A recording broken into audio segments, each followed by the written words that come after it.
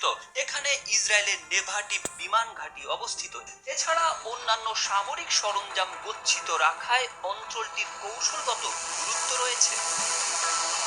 ফিলিস্তিনের গাজা থেকে শুরু করে লেবানন, ইয়েমেন, সিরিয়া, মধ্যপ্রাচ্যের মুসলিম দেশগুলোর সার্বভৌমত্ব লঙ্ঘন করে একের পর এক হামলা চালিয়েছে ইসরায়েল। হুমকি মনে করলেই হামলা। এভাবে হাজার হাজার মানুষকে হত্যা করেছে বেনিয়ামিন নেতানিয়াহুর ইসরায়েল। এবার নতুন করে সংঘাতে জড়ালো ইরানের সঙ্গে।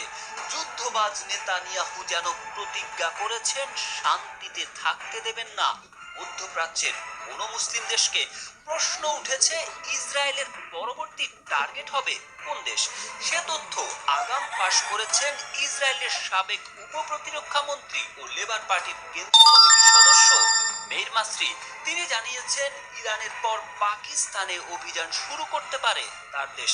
তিনি সোশ্যাল মিডিয়া প্ল্যাটফর্ম এক্সে আরবি ও উর্দু ভাষায় দেওয়া পোস্টে একথা জানান।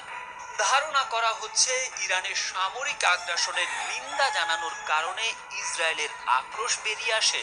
বৃহস্পতিবার এক্স হ্যান্ডেলে মাসরি লিখেন, ইরানের অভিযান শেষ হলে আমরা পাকিস্তানের পারমাণবিক কর্মসূচি গুড়িয়ে দেওয়ার দিকে মনোযোগ দিতে পারি।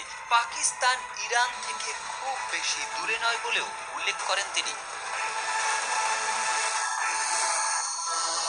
গাজাকে ধরাশায়ী করার পর ইসরায়েল এবার আদা জল খেয়ে নেমেছিল ইরানকে পথে বসাতে। চলমান সংঘাতকে তাই বাঁচা মরার লড়াই হিসেবেই দেখছে উভয় দেশ। এরই মধ্যে সামনে আসে এক চাঞ্চল্যকর তথ্য। সম্প্রতি যুক্তরাজ্যের হাউস অব কমন্স একটি গবেষণা প্রতিবেদন প্রকাশ করে, যেখানে ইসরায়েলের গোপন